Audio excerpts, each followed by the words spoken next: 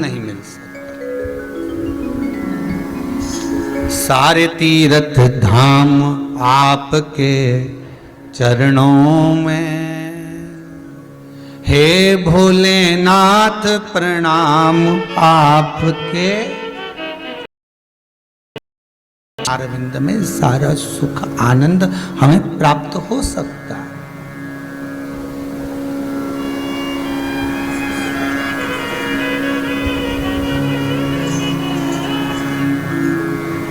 अहिल्याबाई भी कोई सतयुग की नहीं थी, त्रेता की नहीं थी, द्वापर की नहीं थी, कलियुग की थी। ये नाम भगत भी सतयुग त्रेता का नहीं थे, द्वापर के नहीं थे, यही कलियुग के थे। कड़प सतयुग त्रेता और द्वापर के नहीं थे, यही कलियुग के थे। मीरा, कर्मा, नामदेव, ध्रुव, प्रहलाद, ये आदि कादि के जितने भी क्रम है, भले हम ध्रुव और प्रहलाद को माने आगे के चरित्र में, पर मीरा, कर्मा, नामदेव, तुकाराम, रामकृष्ण परमहंस जी, चैतन्य महाप्रभु जी, श्रीमद वल्लभाचार्य जी, श्रीमद रामानुजाचार्य जी, श्री निम्बाकाचार्य जी, हम जितने हमारे श्री शंकराचार्य आदि कादि के जितने भी साधु सन्यासी तपस्वी साधक उपासक जो हुए, यही तो कलिकाल में हुए। दूसरे कहां अधिक, कहां दूर हुए।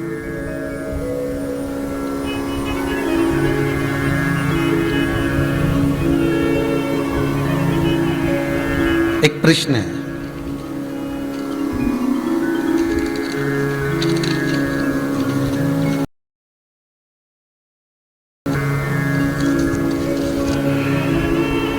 के शर्मा भरद्वाज जी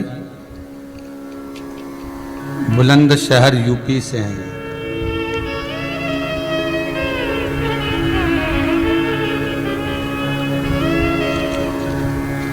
हमारे यहां पर शिवलिंग है, पर केवल लिंग रूप में ही है। पार्वती जी का हस्त कमल अर्थात जिस पर शिवलिंग रखा हुआ है वो नहीं है, और उस पर अशोक सुंदरी की जगह भी नहीं है।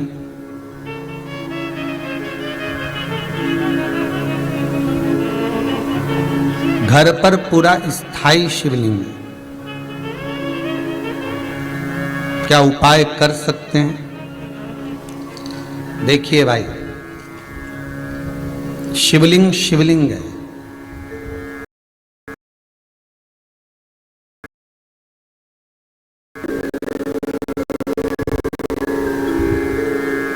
भले वो पार्वती जी का हस्त कमल ना हो, भले अशोक सुंदरी की जगह ना हो, भले अशोक सुंदरी की जगह भले ना हो, और भले उसमें हस्त कमल माता पार्वती जी का ना हो, परंतु शिवलिंग शिवलिंग है।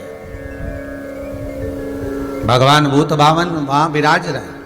और एक और बात अच्छे से ध्यान कर लीजिए महाराज, शंकर के शिवलिंग को जहां रखा है आपने, भले वो भूमि हो, चाहे प्लेट हो, कटोरी हो, एक चोमली बना ली हो, कपड़े पर रखा हो, वो हस्त कमल ही माना जाए।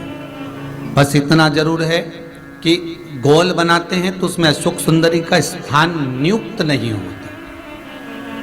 पर शंकर के शिवलिंग के भीतर 33 कोटि देवताओं का भाव तो वैसे ही आ जाता है।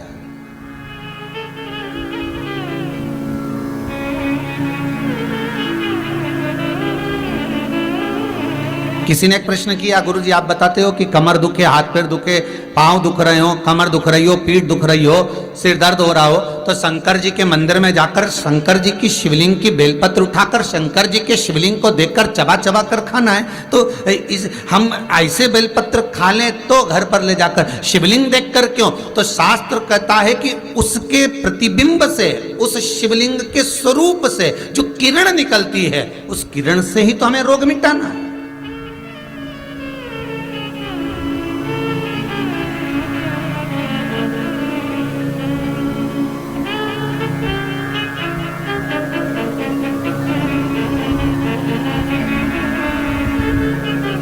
अरे भाई, आप और हम में से बहुत सारे ऐसे होंगे जिनको शरीर में कष्ट होता होगा, और जैसे ही हॉस्पिटल में या क्लिनिक पर या डॉक्टर के पास पहुंचते हैं, बस डॉक्टर हाथ पकड़ के देखता है तो आधी बीमारी तो वहीं समाप्त हो जाती है। बोलो होती कि नहीं होती? सही बताओ।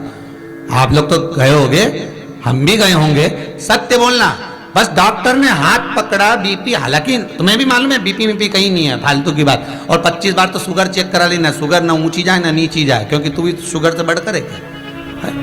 तो अपन भी तो हृदय से मीठा बोलते हैं, तो अपन कम, तो वो सब जांच करा ली, कहीं नहीं निकला। तो कई माताएं आके बोलती है, गुरुजी हमने खूब जांच कराई रे महाराज, कहीं नहीं निकला, पर समझ में नहीं आया, उसके बाद भी पांव दुखे। अर्थात डॉक्टर के पास जाते हैं तो आधी बीमारी तो यही समाप्त हो जाती है, डॉक्टर के पास पहुंचते से बीमारी समाप्त हो जाती है। तो आखिर कारण क्या है कि शंकर का शिवलिंग का दर्शन करें और फिर बेलपत्र को खाएं। अर्थात शिव के शिवलिंग स्वरूप में से जो किरण निकलती है, उसका स्वरूप, उसका आनंद हमारे रोग को वैसे ही हरण कर लेता, हमारे रोग को वैसे ही समाप्त कर देता।